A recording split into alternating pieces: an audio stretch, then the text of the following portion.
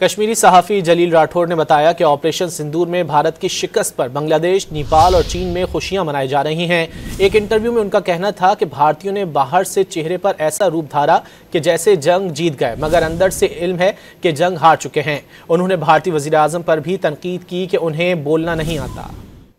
कश्मीरी सहाफ़ी जलील राठौर ने बताया कि ऑपरेशन सिंदूर में भारत की शिकस्त पर बांग्लादेश, नेपाल और चीन में खुशियां मनाई जा रही हैं। एक इंटरव्यू में उनका कहना था कि भारतीयों ने बाहर से चेहरे पर ऐसा रूप धारा कि जैसे जंग जीत गए, मगर अंदर से इल्म है कि जंग हार चुके हैं। उन्होंने भारतीय वज़ीर आज़म पर भी तनकीद की कि उन्हें बोलना नहीं आता।